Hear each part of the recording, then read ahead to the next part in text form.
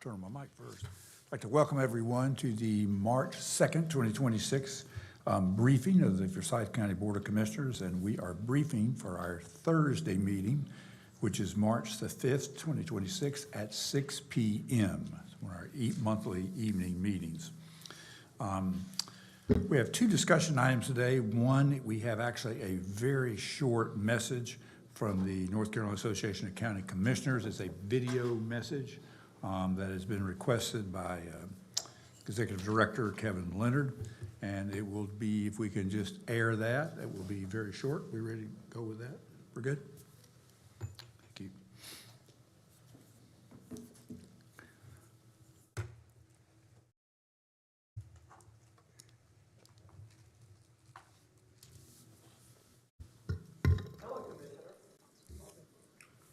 CC President and Paquemmons County Commissioner. I want to take a moment to speak directly to my fellow commissioners and county leaders about our upcoming NCACC district meetings in early March. Quite simply, your presence matters. We're at a critical moment for counties. The decisions being made at the federal and state levels are having real, immediate impacts on our local budgets, our services, and the people we serve. District meetings are more than routine gatherings. They are working sessions that shape how we move forward together. On the agenda, we will be discussing updates on our presidential initiative, key association priorities, and important legislative developments. I want to especially emphasize the legislative updates. We'll be talking about H.R. 1 and its practical implications for our county budgets, especially related to programs like SNAP and Medicaid. We will also dive into ongoing property tax reform discussions at the General Assembly, which could significantly affect how we fund essential county services. These meetings are a great opportunity to hear from each other and to build stronger relationships with fellow commissioners in your districts. So please, join us to share what's happening in your counties, what's working, what's challenging, and where you need support. When attendance is strong, our message is stronger. When we are aligned, our advocacy is more effective. And when we learn from one another, we are better equipped to serve our counties. I know schedules are always busy, but I encourage you to make attending your district meeting a priority. Finally, I would like to mark your calendars for March 27th for our first forum on our presidential initiative, Counties Care, Access to Health Care. We will be meeting in Raleigh to talk about the importance of health care and especially our rural hospitals. More information will follow, but I wanted to make sure you have March 27 on your calendars. So let's come together and lead together for our counties and for the people who depend on us every day. Thank you for all you do for supporting your association. I look forward to seeing you there.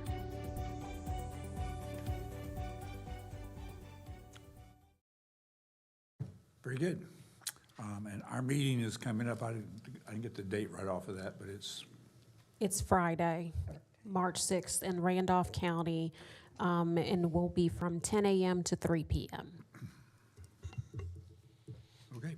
I hope folks can go. I think I might be able to. All righty. And we also have the second discussion item is a legislative goals update. Thank you, Mr. Chair, and good afternoon, Commissioner, staff, and guests. So at our last meeting, had asked all of the board to rank the top 3 state legislative goals, and then said we would follow up to let you know what the top 3 was. So based on all of your rankings, the top one was property tax. Followed by cure violence, followed by special assistance program expansion for special assistance in home and special assistance Medicaid. So those were the top 3 in that order. What I will say is County Attorney Gordon Watkins and I met with our lobbyist, Ashley Perkinson, to review the legislative goals. We actually meet with her on a weekly basis. She did think that all of them were worthy of us including in our packet just for the legislators' consideration, with the exception of the Rural Hall Town Charter, because that is something that the Elections Board needs to discuss with Rural Hall directly. And then the bill to address appointment of replacement candidates, she feels like it's something she can kind of talk to the individuals that impacts on the side and doesn't necessarily need to be part of our packet.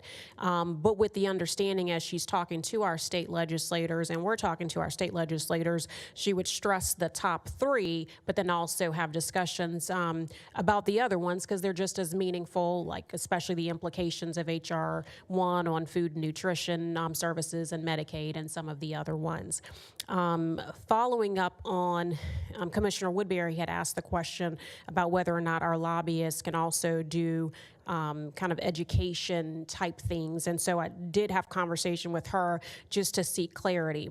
So a couple things on that. She did mention that if this board wants to have some legislative goals as it relates to education, she is happy to lift that up to the legislators. However, what she does not do is represent both the school system and the county commissioners. She feels like there's a conflict, but she did provide me with the name of a lobbyist she would recommend, and I did forward that to the school superintendent if that is something that they may be interested in, because sometimes the commissioners may not have the same exact items that they want to present as the school board, and she still felt very strongly that the school board needs their own lobbyist to advocate for them, but she's certainly happy to have items if this board wants on things on the education side, and she's comfortable doing that. So I did want to follow up just to clarify that part. So if this board's okay, what we'll do is we'll bring back the goals for you to adopt on Thursday. It'll just be kind of in a Word format, and then the team will work to pretty it up before we start kind of meeting with the legislators. Any questions for Chantel? Chantel, could you do me a favor? I'm so sorry, trying to write.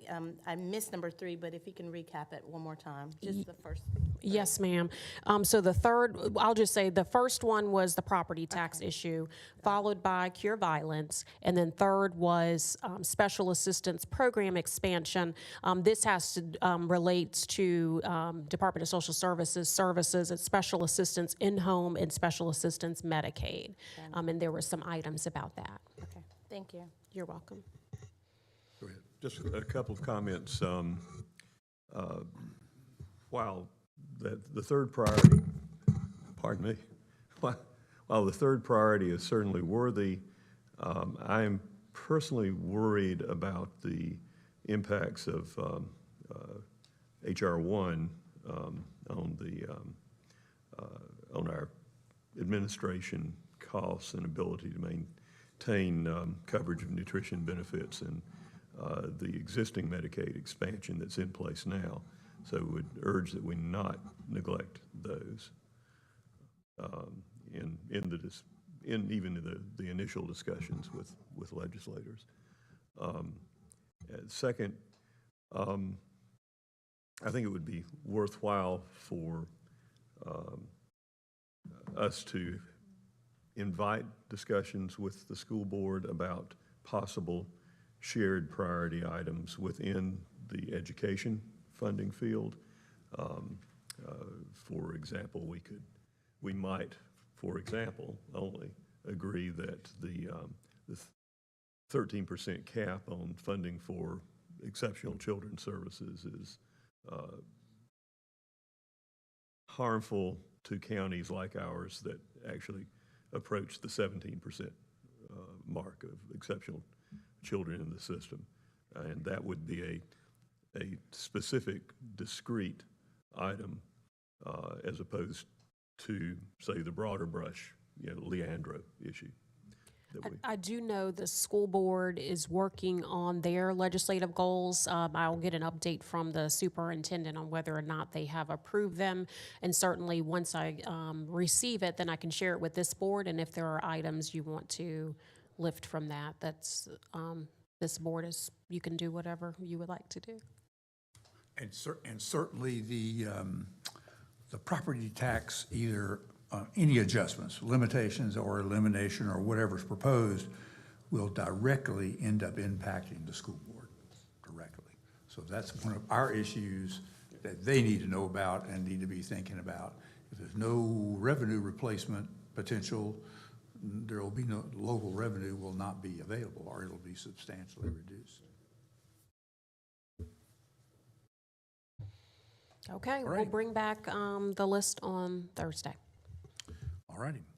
We're ready to brief for next Thursday.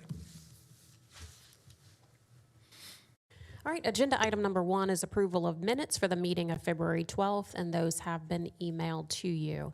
Agenda item number 2 is a resolution authorizing the acceptance of a building reuse grant from the North Carolina Department of Commerce Rural Economic Development Division to support the relocation of Foster Cavaness Company, Inc. in Forsyth County. Elena Fiore from Community Economic Development will brief this item.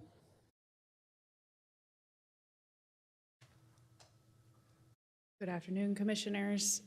This item is really kind of a legal cleanup. So I'll go a little bit through the timeline and then talk about why this is coming before you today. Foster Cavaness, also known as Project Kohlrabi, received approval from the Board of County Commissioners for a local incentive in 2024, September 2024. At that time, we adopted a resolution for this local incentive, and in the resolution, we had a sentence that authorized Forsyth County's participation in an economic development project and applying for state of North Carolina programs to aid and encourage a company to locate in Forsyth County. We did not specify what those state of North Carolina programs were. And so we are here today to specify what the program is and what has been applied for. So after that resolution, the Community and Economic Development Department applied for a building reuse grant to support Foster Cavaness. We were provided a grant contract in May of 2025. Foster Cavaness signed their grant contract in January of 2026. I tried to route that contract through for manager signature, and your staff does a very, very good job of saying no.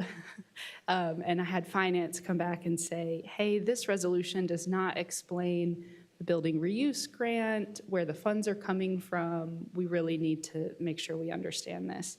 So now I'm back before you for a resolution specific to this building reuse grant and specific to the funding, that this is pass-through funding from the state to the county, and the Foster Cavaness Company has to provide documentation around lots of completion before we disperse any funding. Any questions?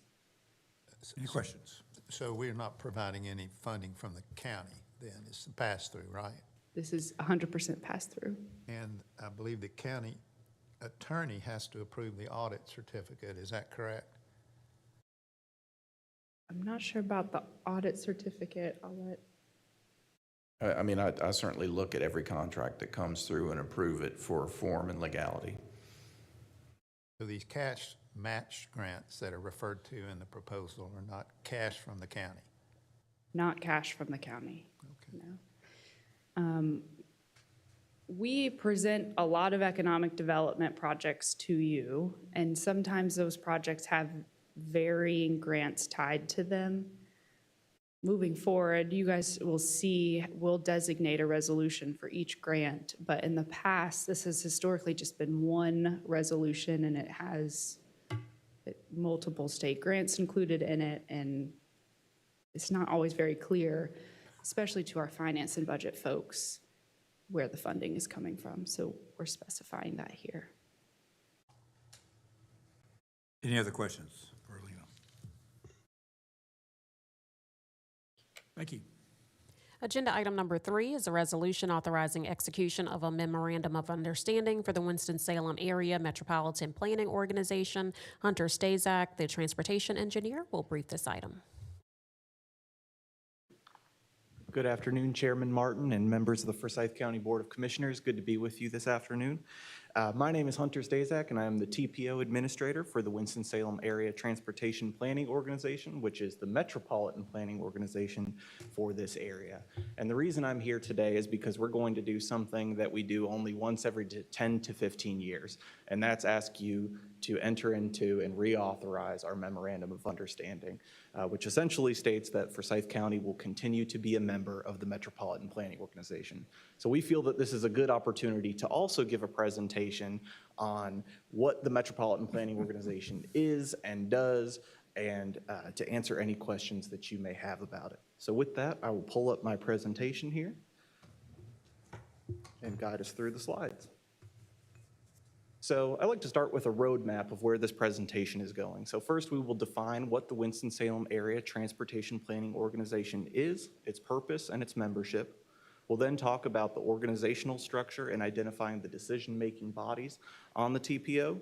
We'll then talk about some of our key focus areas and initiatives, especially over the course of the next few years.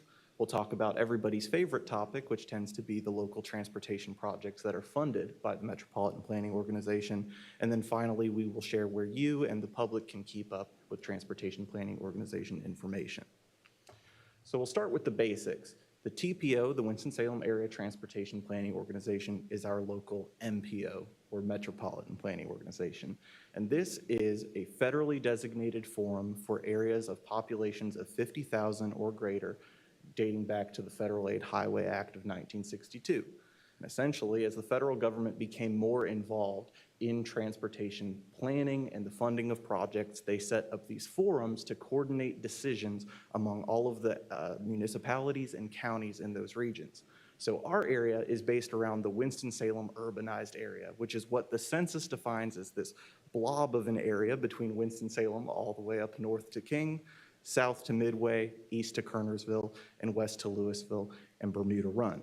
This organization was established in 1974, and it is federally mandated and funded, and we're charged with making multimodal transportation policy, planning, and funding decisions for the Winston-Salem urbanized area. So what does that really mean? I think it's helpful to talk about what the TPO does in terms of actual deliverables, what we're required to put out by the federal government and the state government as well. We bring together all of those agencies on that map that you saw, plus some transit agencies and airport and so on, to develop 4 core products. The first is the Comprehensive Transportation Plan, which, for lack of a better term, is essentially a wish list of all of the transportation project needs that we have in our region without consideration to funding constraint. So it identifies highway, bicycle and pedestrian, transit, rail, and aviation needs over the course of a 20 to 30-year period. Then, at the kind of middle point of that funnel on the graphic that you see in front of you is the Metropolitan Transportation Plan. And that's where our planning efforts get more fiscally constrained. The federal government requires us to forecast what we feel the revenues are going to be for the next 20 years based on past data. So we look at the current Surface Transportation Reauthorization Bill, we look at state budget levels and local budget levels to determine what we think we will be able to fund over the course of the next 20 years based on project costs and needs. This is required to be updated every 5 years because, of course, regional trends and growth patterns and all kinds of priorities will change over that time. Kind of at the narrowest point of that funnel, you'll see something called the TIP, or the Transportation Improvement Program. And this is where we take projects in the Metropolitan Transportation Plan that actually have some level of funding committed to them. So in the state of North Carolina, we update our TIP, or Transportation Improvement Program, over the course of every 2 to 4 years, and this represents 10 years worth of construction and funding scheduling. And then finally, we are defined by our Unified Planning Work Program, which defines all of the tasks that transportation planning staff that are housed within the city of Winston-Salem but exist to serve that broad region will complete over the course of the next year. With that, I'll kind of return to the coordinating agencies that are part of the TPO. So in today's memorandum of understanding that you've had a chance to review, you will see that there are a total of 21 voting members across 18 agencies on our Transportation Advisory Committee. And we have an even larger technical coordinating committee made up of 27 technical coordinating committee members.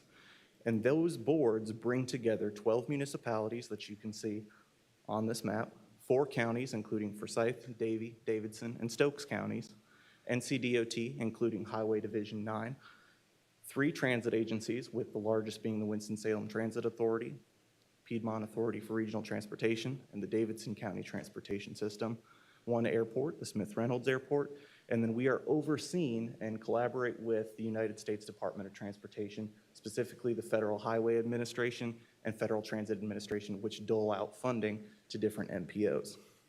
And most importantly, we serve a population of around 450,000 people and growing every day. Talk a little bit about structure now. I mentioned that we are housed within the City of Winston-Salem Department of Transportation. That is what we call the lead planning agency for the MPO. So they are the financially responsible and party for the MPO, submitting invoices to the state and on to the feds on a quarterly basis. And they hold all of the staff that help carry out those transportation plans that I mentioned earlier. So our staff is made up of me, the TPO administrator, a principal planner, 2 project planners, 1 focused on transit and bicycle and pedestrian projects, a transportation planner, and an engineering technician. It's important to note that while we're housed within the city, we are tasked with planning for the entire region. So how do decisions get made in the TPO? Well, it starts with staff presenting a baseline recommendation, as your staff at the county does for the Board of Commissioners. And so we will make a recommendation for funding for a transportation project, for adopting a metropolitan transportation plan or budget, like I mentioned earlier. Then it will be referred to something called the Technical Coordinating Committee, which is made up of local staff, including city and county managers, who will then review those recommendations, propose modifications, and refer them to the final decision-making body, which is known as the TAC, or Transportation Advisory Committee. This board has the final say on all things TPO. They will review the final recommendation and make those final funding recommendations, and they are made up of local officials, locally elected officials from boards like the Forsyth County Board of Commissioners. So who represents the county on the TPO currently? It's a good question. Technical Coordinating Committee representatives include Kyle Haney, the Deputy County Manager, and he is able to also designate an alternate in the event that he's unable to attend those meetings. The county is also unique in that it's represented by the Office of Environmental Assistance and Protection by Carrie Gentry or Jordan Payne.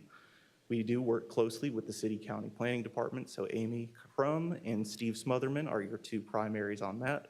And then I did forget to mention one very important representative on this slide, and that is Mark Davidson of the Smith Reynolds Airport. On the TAC level, the final policy board decision makers, we have Commissioner Dan Bessie as our primary representative, and we are looking for a second representative, as our memorandum of understanding stipulates that there should be 2 commissioners representing Forsyth County. We'll take a step back and talk about initiatives for the region. Our TPO recently developed a 2026 to 2030 5-year strategic plan, and we grouped our activities into 6 key categories, which I think really define what an MPO does. First is long-range planning. I mentioned earlier that we are always adopting and updating our 2050 MTP and comprehensive transportation plan based on growth trends and needs. We also adopt a public participation policy as the federal government and state government require that the MPO has a deliberative process that consults with the public very thoroughly. We like to do a lot of community pop-up events, and you'll be seeing more of us in the community as time goes on.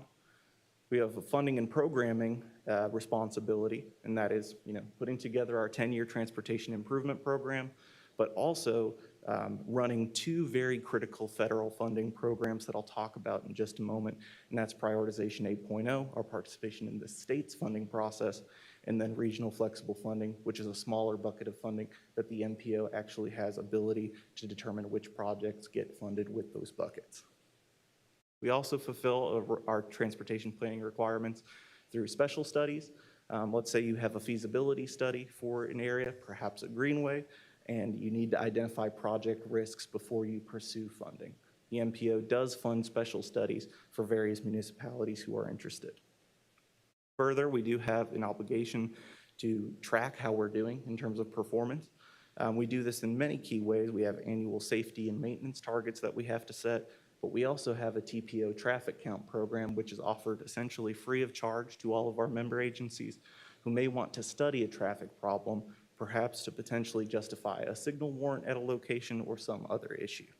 And then finally, we do have an important role in terms of regional coordination, mainly through the regional travel demand model, but we also hold various trainings for our different agencies. We'll now move on to talk about projects that the TPO helps fund. So big picture, all of the projects that are within Forsyth County and funded in the Transportation Improvement Program are pictured on that map. There are 122 projects funded specifically within the county. This does not count projects that may go into Davie, Davidson, or Stokes. So this is a little bit of an understatement, but it is intended really just to be a snapshot of what the TPO helps fund. And this is valued at $1.4 billion over the course of the next 10 years. And we'll have a few more updates on the projects in just a moment. But let's talk about how the projects Can I get interrupt in. you for 1 second? Could you go back to the map, that map on that last slide? No problem. If you just look at, I just want to look at one, which is the bypass, which starts over there with the green and the red piece over. I'm just kind of curious with the, I can't read the key. Could you just describe the green, red, blue? I guess blue is finished because that section is finished. That's Maybe you could just describe what the green, red, and blue are, and then on the other side, there's a light blue down at the end of it. Great question. Yeah, and I'd be happy to provide this map in a little bit more detail so we don't have to all kind of squint and read through. But the color coding really has to do with what level the project was funded at through the state's prioritization process. So there are some projects that are coded in green that are considered regional impact projects. There are projects that are coded in blue that are considered statewide, and so on. So this is really just categorization based on the type of project. So we have some orange projects there that are considered roadway projects. Some of the pink projects that are smaller and harder to see tend to be bicycle and pedestrian projects. So the legend is varied, but it's based on two factors. One, the mode of transportation, and two, how the project was funded or at what stage of prioritization the project was funded in. Okay, thanks. Following up on that, what's the red project, is the red section of the Beltway? Let's see if I can zoom in. Thank you. Yeah, so that is categorized as a transition highway project. I believe transition highway projects are projects that were technically funded in the transition between when the state did not have a prioritization process and when it did. So that's what the red is there. And now that I've zoomed in a little bit, I can provide a little bit more precise answers. So yeah, you can see here, still pretty hard to see, but blue indicates a statewide highway project. That means that it was funded in the first phase of project prioritization. Green signifies a regional highway project funded at the second level. And then 3 division highway projects, those tend to be your smaller, more locally funded projects. Right, the transition highway, if you'll scroll down to that, where is that in the projected timeline? That's a good question. I believe that section, that is the section that goes to 421. That section is substantially complete. It's the remaining sections of the Eastern Beltway that sit from 421 south to I-40 and to I-74/311. Those currently sit at about 90% complete. Okay, yeah, I thought that one was pretty much built, but I wanted to double check. Thank you. Correct. And so I'm glad you brought that up. One of the things about the STIP is that projects will remain in the Transportation Improvement Program even after they have been completed. Typically, they'll remain on the STIP if they're sibling or partner projects to a different leg. So in that case, even though that segment of the Beltway has been completed, there are remaining uncompleted segments of the Beltway that are simply just shown there for public information. Thank you for the questions. So how did those projects get there? You heard me kind of allude to 3 different stages of prioritization earlier: statewide mobility, regional impact, and division needs projects. The TPO plays a role in the development of the TIP in terms of the number of projects that it's able to submit. So in this past cycle, we were able to submit 17 projects, separated by mode, so 17 bicycle and pedestrian, 17 highway, 17 transit, and so on. Those projects come from the adopted Metropolitan Transportation Plan or Comprehensive Transportation Plan. They're submitted into the state's competitive process for funding, where it is given a quantitative score based on a variety of factors, including congestion, safety, and so on. We get that quantitative score back. If it is a statewide mobility project, it gets 100% of its points based on NCDOT's quantitative score. So many of the Beltway projects, for example, have been picked up at the statewide mobility level.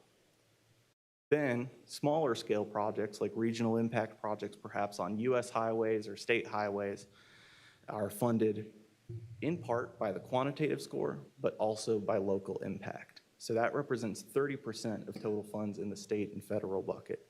And the TPO has an important role in terms of allocating local input points towards each of those projects, because if a project doesn't have local input points assigned towards it, chances are it will not have a high enough score to qualify for funding, because the state essentially awards funding in rank order, and they'll go down the list until funding runs out.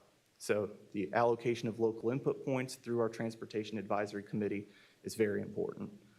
And then finally, there's the division needs stage, which takes all the projects that were not picked up at the statewide or regional impact level. This is also, interestingly, where all of our bicycle and pedestrian projects can compete, and that's for that limited pool of 30% of funds.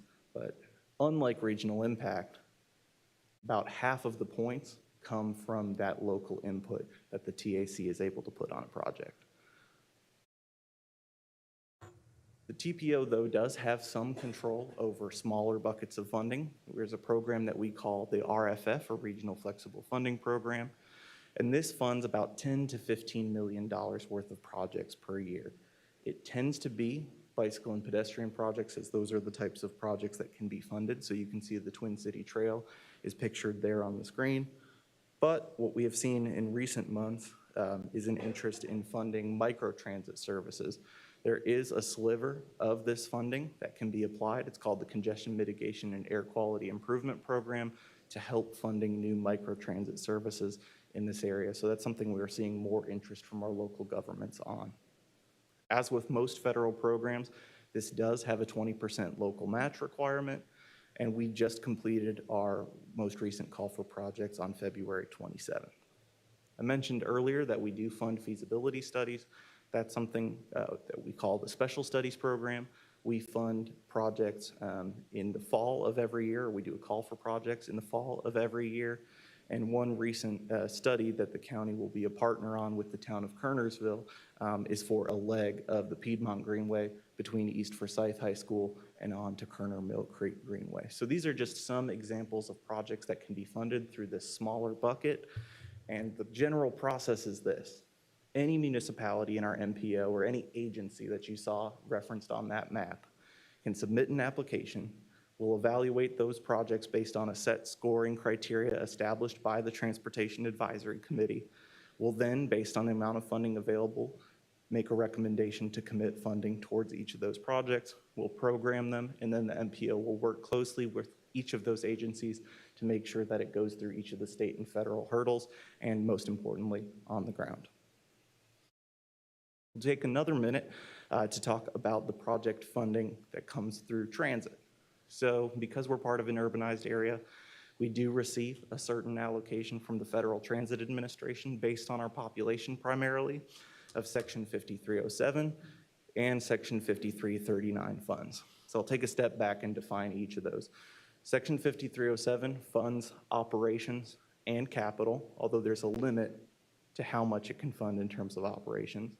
And then the Section 5339 program is specifically for capital. So think bus replacements, bus shelters, transit centers, and so on. There are about $600,000 a year we get through the FY 255339 allocation. Just to put it in perspective, a hybrid bus costs around $1 million, so this is not sufficient really even to purchase one standard 35 hybrid bus. And then there's a 5307 allocation, about $7 million worth that we can help put towards transit operations costs. We split this, approximately 85% goes to WISTA, 10% goes to PART, and 5% goes to Davidson County Transportation System based on a split letter agreement. And what we have found is that this allocation covers about less than 15% of total operations costs for the Winston-Salem Transit Authority. But these are allocations that we can commit towards transit projects on an annual basis. We'll then take a minute to talk about a little bit of a set-aside within the Section 5307 program, which is known as JARC, or Job Access Reverse Commute. You can think of this as similar in some ways to the ROAP or the EdTap programs in that it provides funding to subrecipients providing transportation services. Specifically, this is for job access. On the flip side of that coin, we have something called Section 5310, which was enhanced mobility for seniors and individuals with disabilities. This is a larger allocation in the amount of about $600,000 per year, and this is to provide some subrecipients funding for transportation services that they provide to folks who may need to access medical care or any other range of services. Just a couple examples of past subrecipients that we've had are on this screen. So Support Systems of Forsyth County, Industries for the Blind, and we've also seen Shepherd Center, both Winston and Kernersville, apply for funding through these programs. So could I ask a quick question? Could you go back real quick? So the subrecipients, they're receiving that from you, or does that allocation come through the county? So that comes from the city of Winston-Salem Oh, the city. as the direct recipient of those funds for the MPO. I gotcha. All right, thank you. Thank you. We have just a couple more slides here. And we'll close with how you can stay in touch. I include this slide so that you can share this also with your constituents who may have questions about transportation planning or how these projects are progressing. First is our cityofwinstonsalem.org/TPO website. That's the main landing page for almost all activity. But we do have a designated public comment center that's linked right there. That's a survey-based platform. We found that folks who cannot necessarily make a meeting during our 2 p.m. or 4:15 p.m. times have used this to give us some feedback, and so that's been pretty successful. And then finally, we are on Facebook, and we'll be sharing different events that we're at and different plans that we have underway. Finally, I'll close with thank you very much for the opportunity to share with you today about what the Transportation Planning Organization is all about. I am open for questions anytime, even beyond the Board of Commissioners meetings. So my phone number and email are right there. Please don't be shy. We'll have our next Transportation Advisory Committee on Thursday, March 19th. That will be a virtual meeting, and that'll take place again at 4:15 p.m. This spring, probably closer to summer, we will have our call for projects for Section 5307 JARC and Section 5310 funds. That will be interesting and valuable for subrecipients in this community who will be looking for funding. And then finally, we'll proceed into the local input point assignment process, which I explained earlier can be so important for determining which projects are going to be programmed in the STIP over the course of the next 10 years. So with that, I'd like to close and thank you for your consideration of today's Memorandum of Understanding. Very similar to the MOU that Forsyth County adopted in 2014 with a few notable changes. In the last several years, this has ranged between $35,000 and $45,000 for the county. And again, this is based on the overall population that the county brings to the MPO. So with all of that, thank you very much for your consideration, and I'm happy to take any questions on this item. Questions for Hunter? I don't have any questions, Hunter, but could you leave this presentation with our clerk, please? Certainly can. Thank you. Before you say, go ahead, got another question. I was going to ask our county manager, if on our agenda on Thursday, typically we would just kind of approve this, would there be any desire to have an abbreviated version of this for the public presentation? We can certainly do that. I mean, we may have a few people here at our regular meeting, and a lot of good information, and maybe people know a lot more about it than I do, but it could be like you could come and do a really short presentation on what that is. I'd be happy to. All right. Sounds good. Any other questions? Just a comment, I'd say for very little money up front, basically, this process gives the county a voice and a vote in the allocation of several $1 million for transportation projects locally. And we don't have to put in any money in any of those projects unless we choose to propose one, in which case there frequently is a local match. But even though the county is not responsible for streets and roads and other projects, they do affect the county's economy and citizens. So this is a very modest, good investment, I think, for having a voice at that table. Great. We'll see you on Thursday at 6. See you Be short. Thursday. Thank you Early very much. agenda. Good. Thank you. Thank you. Agenda item number 4 is a resolution authorizing the grant and execution of an easement to the city of Winston-Salem across portions of Forsyth County-owned real property. Chelsea Swaim, our Deputy General Services Director, will brief this item. Good afternoon, Mr. Chair and Board. This is a request from the City of Winston-Salem for an easement across multiple properties. Just a portion of these properties is for the Tanglewood Force Main project, and this would cross 0 Tanglewood Park Road, 0 Idols Road, 7545 Topsider Drive, and 0 Topsider Drive. This is for a total of 182,916 square feet for permanent utility easement, as well as 90,166 square feet of temporary construction easement, again, just for the installation and maintenance of the sewer line associated with this force main project. And the city is offering $115,925 as fair market value for these easements, and that was based off of an independent appraiser's assessment of the properties. And the Parks and Rec staff have reviewed the route for this and do not see any interference with the park property. Happy to answer any questions that you may have. Questions for Chelsea? Thank you. Thank you. Agenda item number 5 is a resolution authorizing execution of a temporary access road easement agreement, an additional line receipt and easement agreement, and a purchase and construction agreement with Transcontinental Gas Pipeline Company, LLC. Fred Johnson, our Deputy County Attorney, will brief this item. Good afternoon, Commissioners. This item is a request by the Transcontinental Gas Pipeline Corporation, otherwise known as Transco, for Forsyth County to approve documents that would allow for the placement of a new natural gas pipeline across Triad Park. Transco has made the same request of Guilford County, which jointly owns Triad Park, and Guilford County approved this matter in February. Given the circumstances, I believe it's appropriate to go into a little bit of the background of this board and their actions with respect to this pipeline. In August of 2025, this board heard from concerned community members as well as a Transco representative about Transco's planned Southeastern Supply Enhancement Pipeline Project, which is a proposed pipeline running from Virginia to Alabama.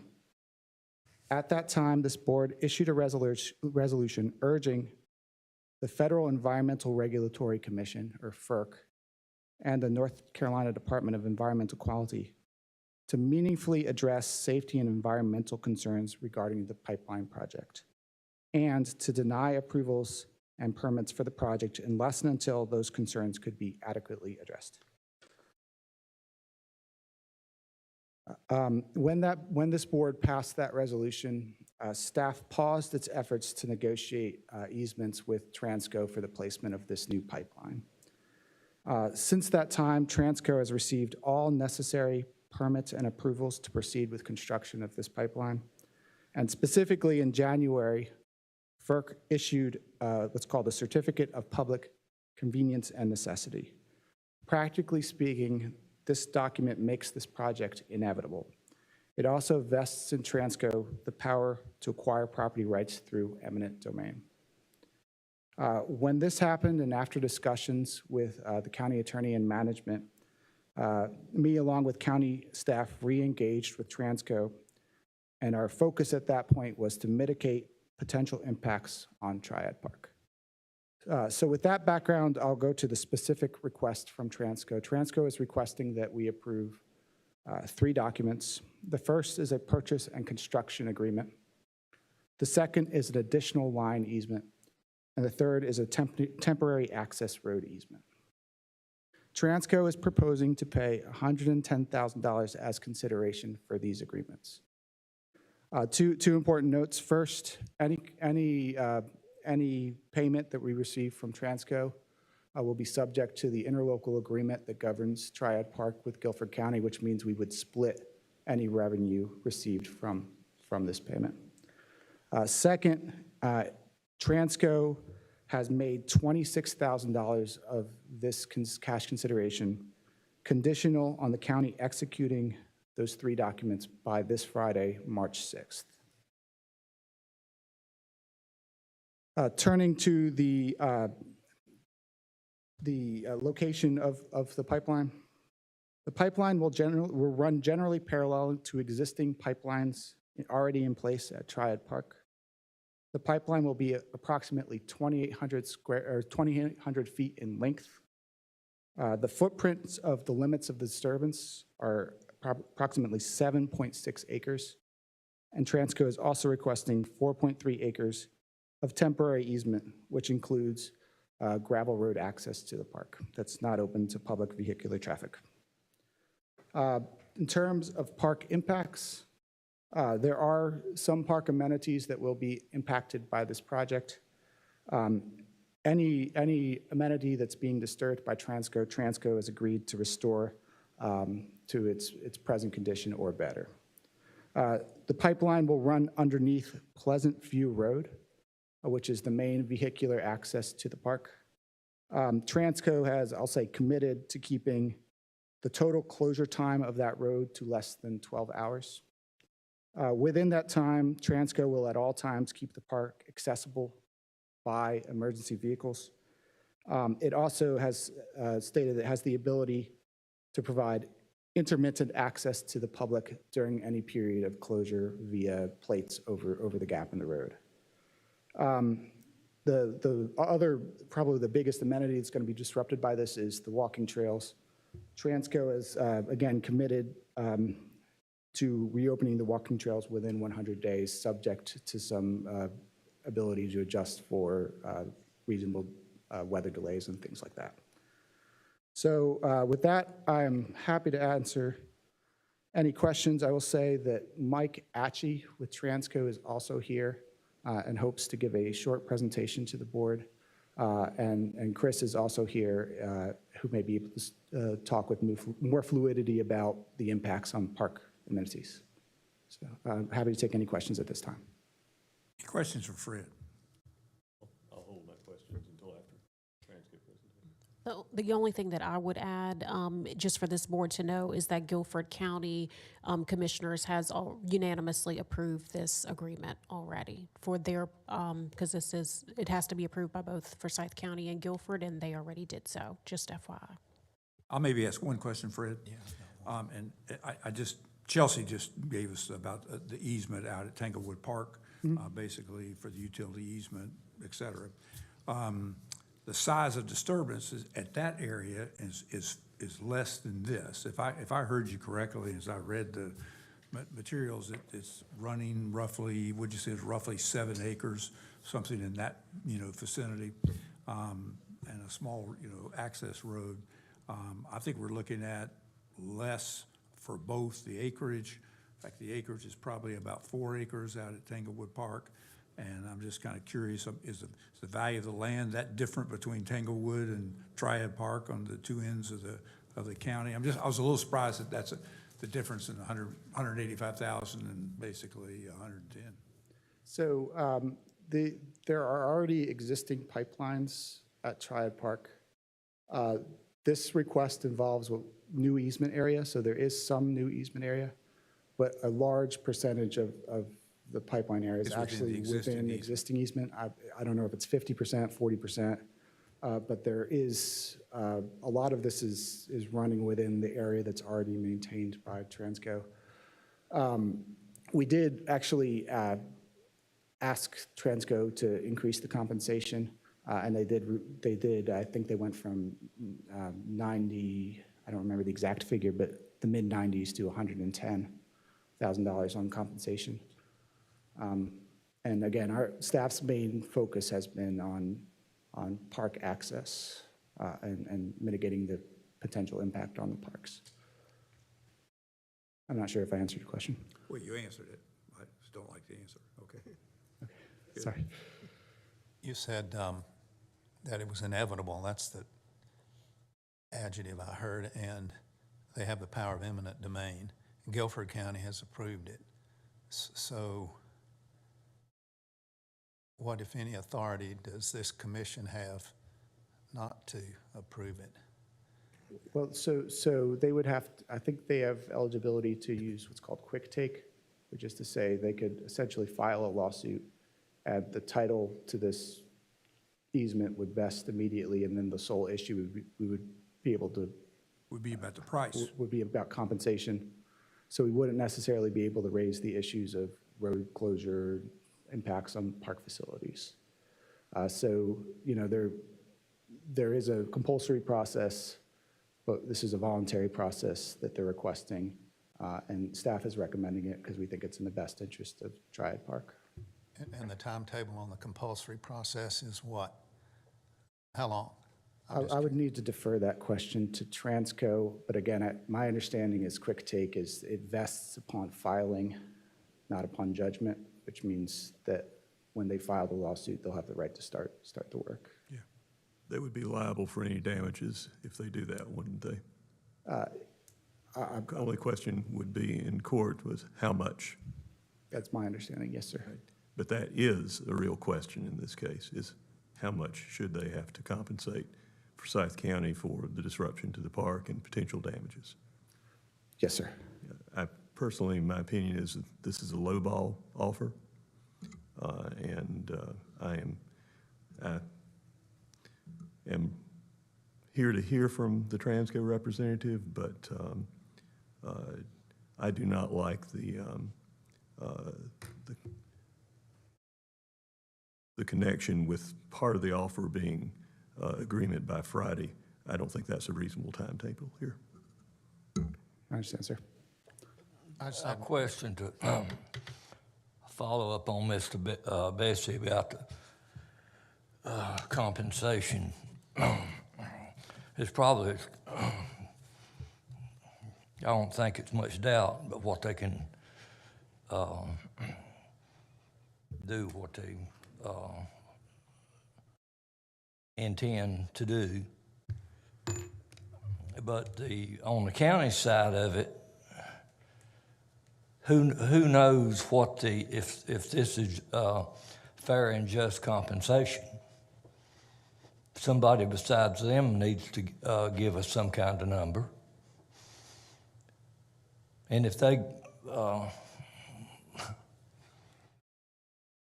and what happens if they don't get an answer by Friday? Did you say $26,000 of their offer was contingent upon doing it by Friday? Yeah, so the contract is written, $26,000 is contingent on Friday, so if we don't, we'd have to revisit that issue if there's no documentation in place by Friday. The first part of your question of how do we know this is a reasonable value, I can't speak to value generally, although I do a lot of valuation litigation. I looked at the assessed values of the park and surrounding properties for unimproved land, just to try to get a sense of what they were offering us. They're offering us 25% of what they determined to be the fee value, which I believe is $25,000 per acre. So we did do some sort of tests of reasonableness about the compensation. That being said, if there's something I could supplement the board with before Thursday, as to the value, I'd be happy to do that. And the bonus calculation is what percentage then, or is that just a factor to be determined in order to be equivalent to or in excess of the fair market value? I believe it works out closer to 40% if you include the bonus calculation, 40% of fee value. What was the second part of your question? I'm sorry. I was trying to figure out what the bonus payment would do with regard to the value of the taking. So it'd go down by $26,000, so $89,000. And then again, that'd be split 50-50 with Guilford. Okay. And I can't recall from the map last August, but I thought that where this happens in this park area is down on just the edge of the county. Is that on just a small slice of the county? So everything that we're talking about today is in Guilford County. So the park is jointly owned by Forsyth County and Guilford County and administered by Forsyth County, but this property is in Guilford County. Okay. So no portion of it would pass through this county? The larger pipeline, I believe there are sections of this southeastern pipeline that would pass through Forsyth County. Yeah, over on that southeast corner, right? Yeah, but That was my question. Go ahead. I believe so, yes. No, you answered my question. Quite a bit of the line passes through Forsyth County up. It runs through Kernersville, does it not? Just to clarify, what we're talking about today is completely in Guilford County. Other parts of the pipeline will pass through parts of Forsyth County. But in Triad Park, it's exclusively in Guilford County. An eminent domain lawsuit would involve a trial, and those are potentially jury matters, are they not? Just the valuation. Just the valuation, yes. Just to understand what Fred had said earlier, there's already an existing easement through Triad Park. In contrast, in the other matter, Tanglewood, there was not an easement there at all. This is adding to the potential risk of the project, the fact that it is overlaying existing pipelines. That, whether that is or not, that would not be a matter that would be litigated. It's just valuation. Values, but that's relevant potentially to impact on the use of the park. I feel that the attempt to tie a percentage of the compensation to an unreasonably short deadline is a coercive technique, and would reflect the desire of the company to avoid the potential for a trial and a jury award.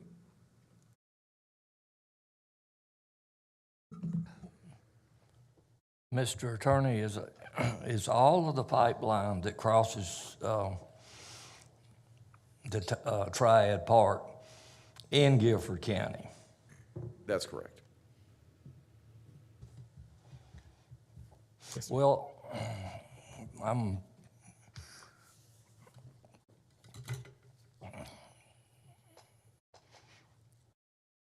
a little bit puzzled now at what our part is in, is the fact that both counties is owner of the park, and so both has to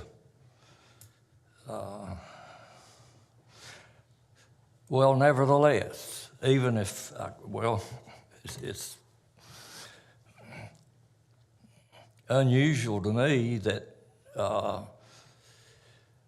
even if that's true, if what if Guilford County had said, well, that they didn't agree with the price offered for whatever disturbance is going to occur, then what would have happened? So it's a 50-50 relationship, so you really need both. So if either one of us doesn't approve it, I think that goes into litigation. With a 10 Well, it litigation seems like to cost. me, at least, it's,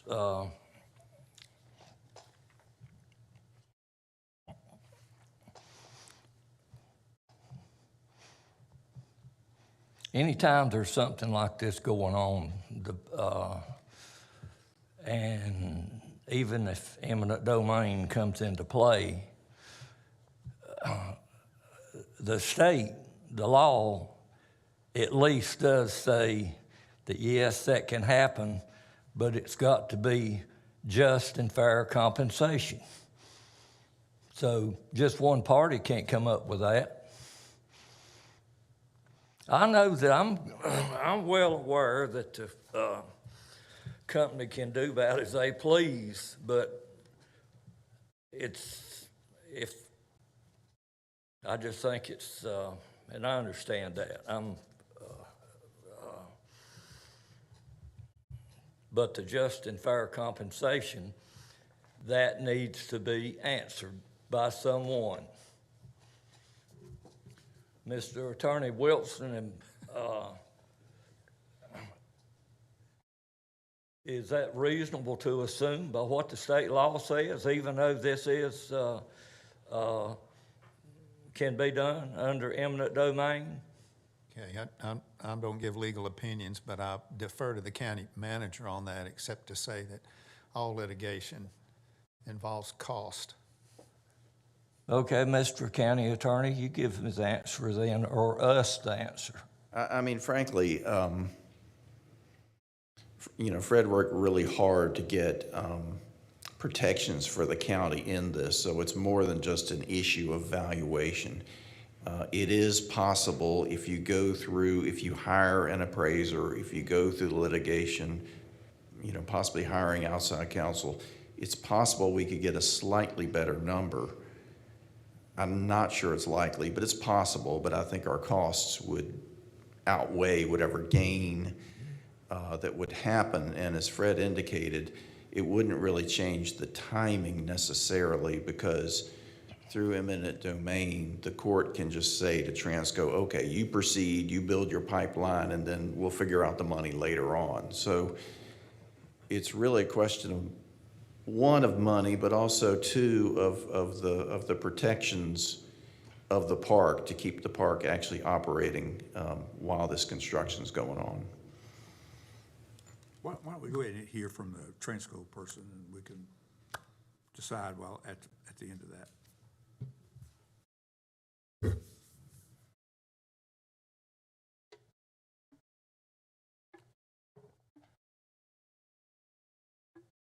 Okay, I think I'm locked out of the computer here. Okay.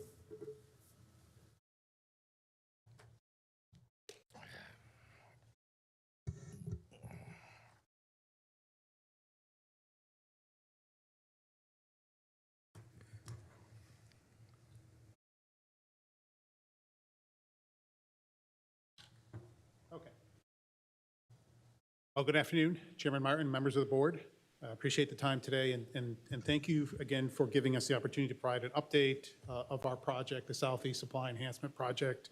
We know there's just been some questions, so I'm going to go through, in a short version, an update on the project, and then attempt to address some of the questions. I'm joined here today by Tyler Duvall. He's a project manager with Williams, and also a member of our legal team, Kimberly Richards from Montalban and Dickinson. I'm going to go through the slides, and I can answer questions throughout or wait till the end, whatever the board would prefer. Again, my name is Mike Atchie. I'm with Williams. I was here last year, gave an update on the project, and we'll go through currently where we are. I'll give if I can get this, a quick overview of Williams, and then I'll talk about just safety in general, and then a little bit about the Southeast Supply Enhancement Project, and then a little bit about Triad Park is the topic that was just discussed. Just a quick reminder and an overview of who Williams is. We are an energy infrastructure company that gathers, processes, and transports natural gas. We are the owner and operator of the Transco pipeline system. It's the nation's largest volume natural gas pipeline system, transporting about 15% of the gas that's consumed in the U.S. It is the only main transportation system of natural gas through the Mid-Atlantic, Southeast and Mid-Atlantic area of the country. Our company is involved in a great deal in the community where we operate. We own assets across 24 states. I'll show that map on the next slide. But across our footprint, we support civic organizations, academic institutions, first responders, and other local organizations. If you are interested in seeing our 2024 sustainability report, we are currently putting together our 25 sustainability report, but that is online at csr.williams.com. It shows our engagement, our activities across all of our operating areas to engage meaningful with communities and stakeholders in our footprint. We feel we have industry best engineering and construction practices, as well as a deep focus on safety and operational discipline across our footprint.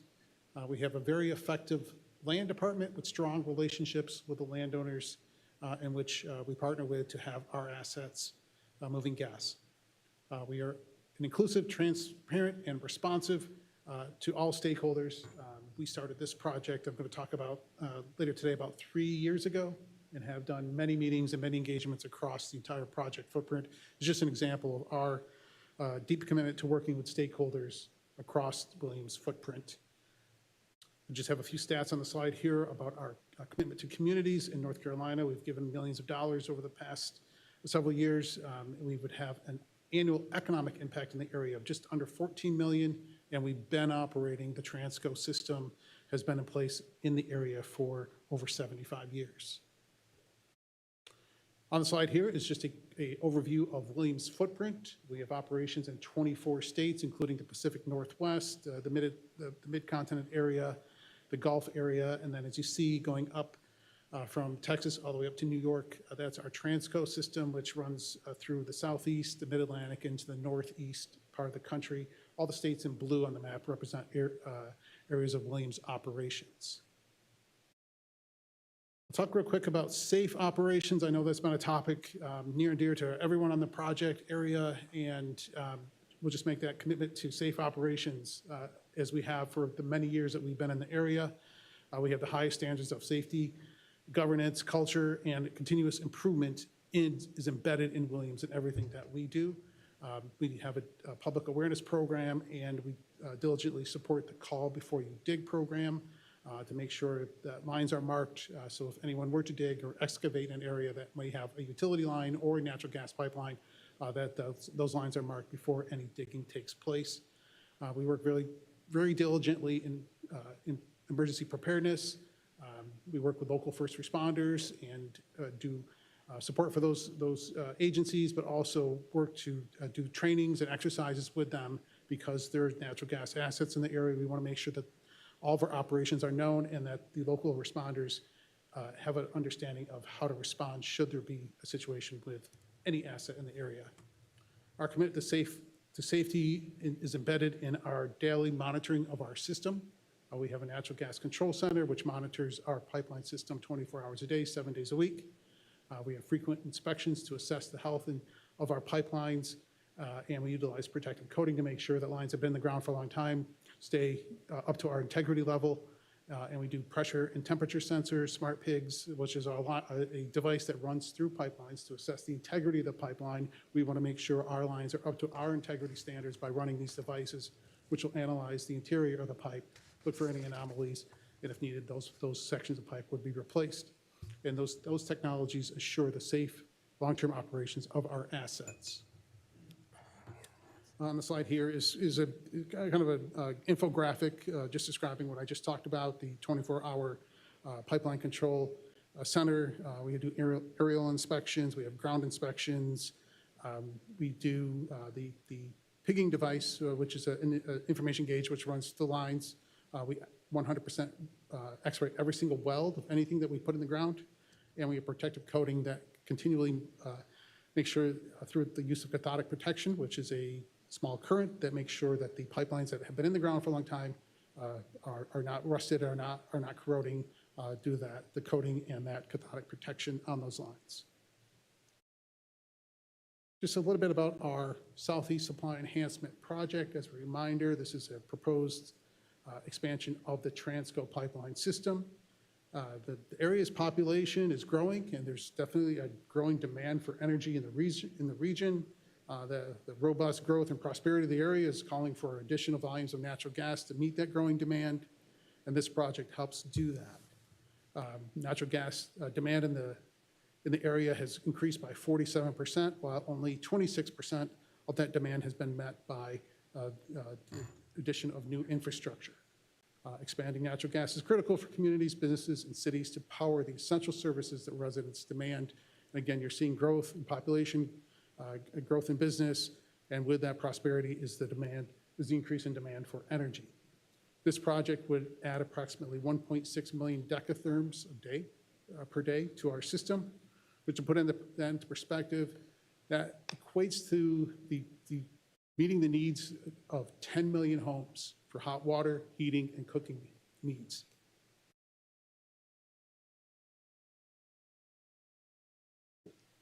On the slide here, we have a summary of the project through its overview map. It's maybe hard to see, but there are two segments of main pipeline on this project. The Southeast Supply Enhancement Project includes the Eden Loop, which mainly located in Pittsylvania County, Virginia, with a segment of that going into Rockingham County. And then we have the Salem Loop, which includes pipe in Guilford, Forsyth, and Davidson County. Then we also have upgrades that exist at our existing stations along the Transco corridor in Virginia, North Carolina, South Carolina, Georgia, and Alabama. It's the most efficient way we can expand our system, by using what we already have. We already have the corridor.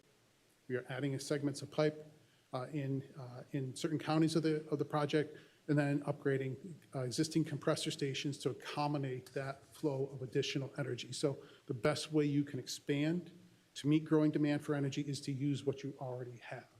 So we worked really hard to make sure that this project was designed efficiently to use the existing corridor, use the existing facilities, but also help meet that growing demand. The North Carolina scope of work includes about just over 28 miles of pipeline looping. And when we say pipeline looping, that is essentially adding a segment of pipe about 25 feet away from the existing lines that are already in the corridor. So they're not on top of each other, they are parallel, but about 25 foot apart. That allows us to expand without having to create a whole new swath, a whole new right-of-way for pipeline. We are adding pipe next to existing lines that are already buried underground. And again, we already have 3 lines going through the area, so we're adding that additional segment of pipe, which will accommodate that additional flow of gas. Those pipeline loop segments with the addition compressor station upgrades will accommodate that 1.6 billion cubic feet of gas to help meet the demand in the Southeast. See what else on here? We have some upgrades at existing compressor stations in the area, including our stations 145, 150, and 155. And in Forsyth County, we just have just a tiny bit over 8 miles that would be installed in the county itself. And we have 99% of the land rights achieved with landowners in the county. The total investment of this project in the area is about $84 million, about $21 to $21.5 million in materials and procurement expenses, about almost $63 million in construction labor, just for this segment in Forsyth County. That would be part of the 250 construction jobs, and then about $250 million in local wages and benefits for that construction workforce. And the project would generate nearly $8 million in economic output during the construction stage. We would have an estimated $870,000 in one-time local tax revenue boost and an estimated $380,000 in annual tax revenue for the county. Regarding the permitting status of the project, we have achieved our permits both at the federal and state level. We have achieved the Clean Water Act permits from the U.S. Army Corps of Engineers, the North Carolina DEQ, and the Virginia DEQ. And we have the air permits that we needed for our upgrades at our stations 150 and 155.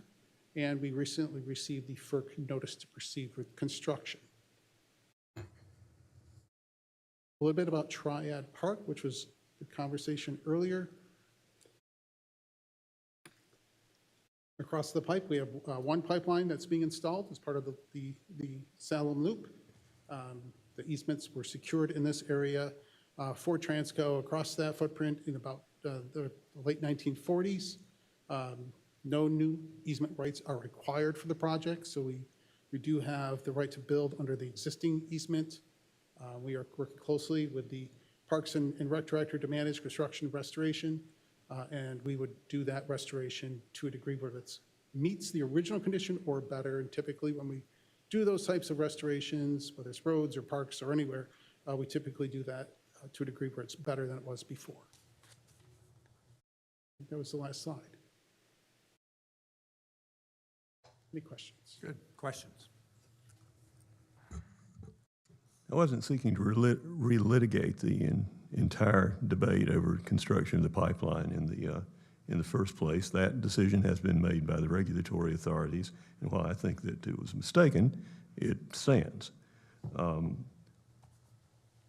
asking questions exclusively about the question about the issue of the fair value for the additional taking in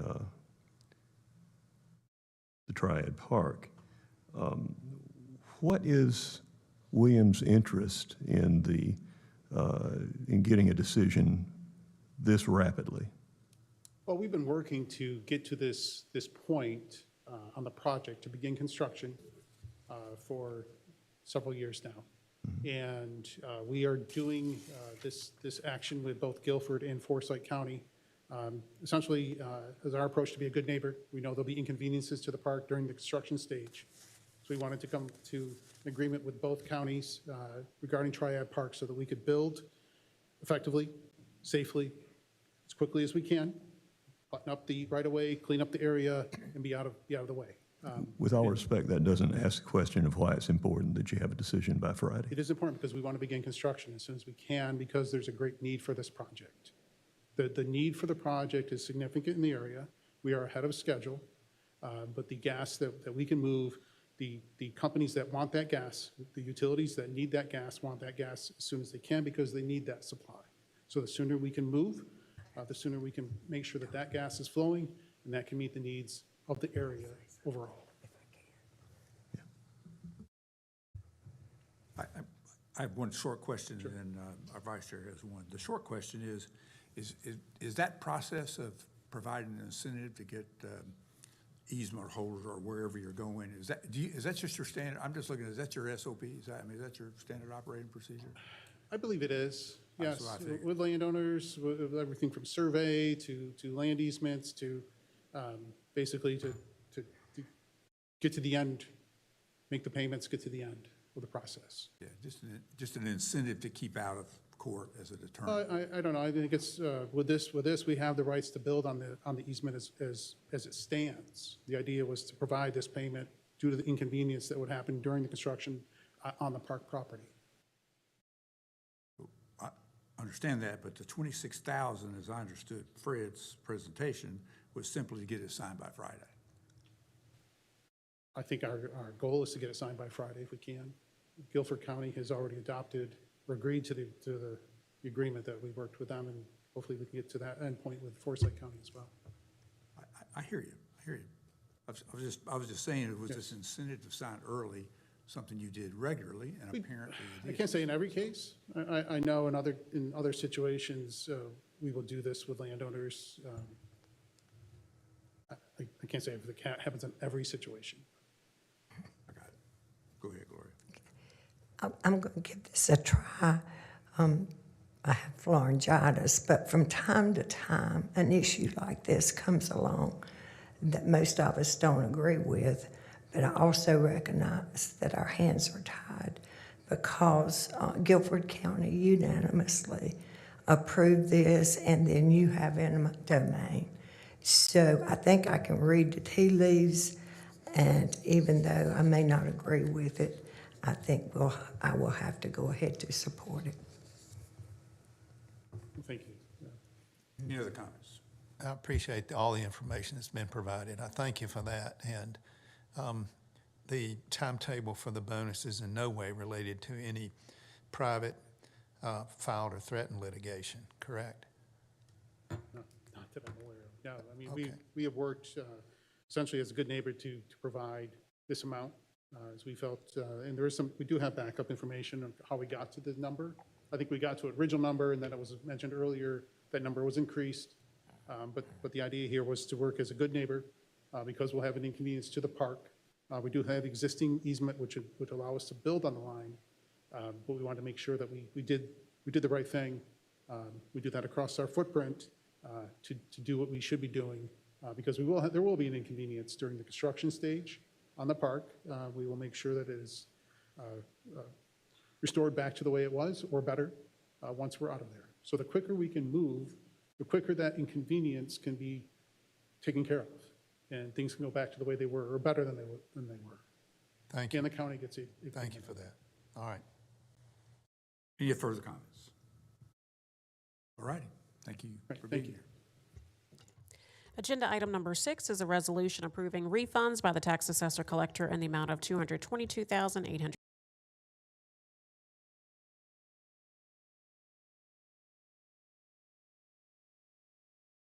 The January financial report, 9 is the ARPA disbursement status report, and then 10 is the updated Medicaid and Medicare fee schedule for the Forsyth County Department of Public Health.